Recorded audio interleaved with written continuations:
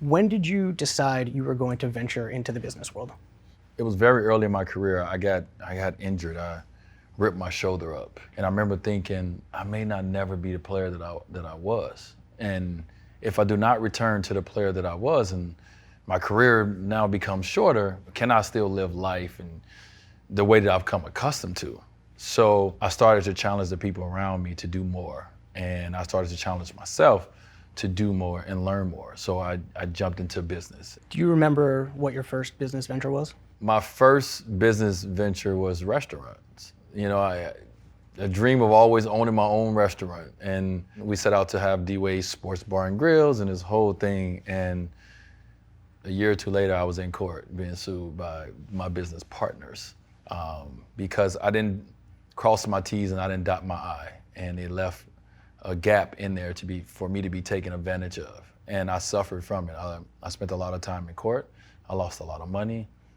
But what I did is I walked away with an experience. I learned something from that moment that hopefully I don't never have to deal with that again because of what I learned. I think from that point on, I started having everything looked at by the people that I trust and not just trying to do it on my own and do it because of someone's cool or someone's nice or someone's telling you the successes they had. Like really going deep and doing a deep dive into the individuals that you are doing business with. You learned from all that.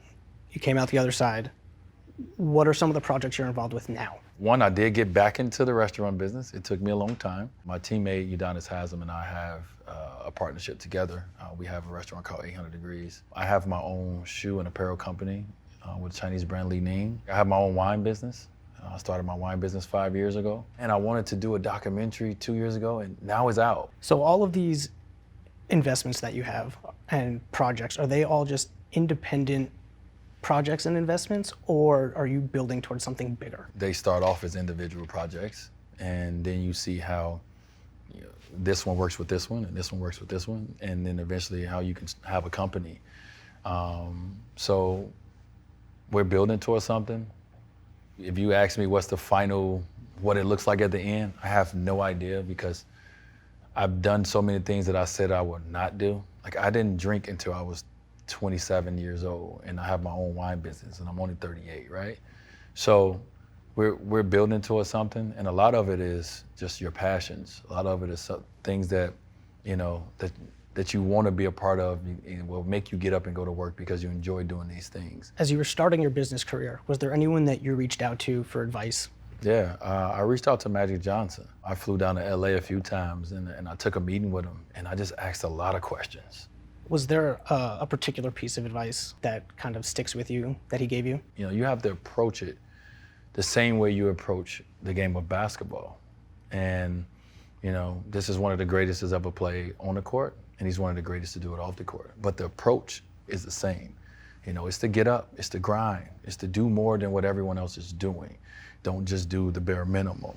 So he kind of, told me I already have the blueprint because I've shown that I can do it in the game of basketball. Now you got to take that same energy and put it into, what you're doing, in business. Was there anything you learned from basketball that has translated to the business world? Everything.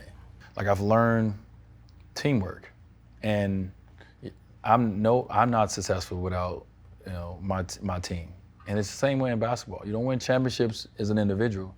You win championships as a team. And you have to understand that with a team, there's going to be different personalities. There's going to be different strengths and weaknesses. And what makes a great team is all you guys working together I cover up your weaknesses, you cover up my weaknesses, and we make it a strength together. And that's the same thing in business. So you have a new doc coming out. Tell me about it. How'd you decide that you wanted to, take this journey? Yeah, my documentary is D-Wade, Life Unexpected. And I think that title really explains everything. My life has been unexpected. And we talk about my divorce, talk about me and my wife having our daughter via surrogacy. We talk about my 12-year-old daughter that was born a boy and now identifies as a girl. We talk about their journey.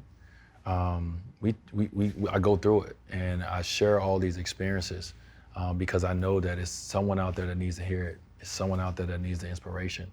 And so I went through it for a reason, and I'm trying to give it to them. So hopefully everyone enjoy it. What is the biggest difference in your mindset from Dwyane Wade a year and a half ago, the NBA player, and now? My mindset is the same. I just traded in my jersey for these nice clothes that I'm wearing now.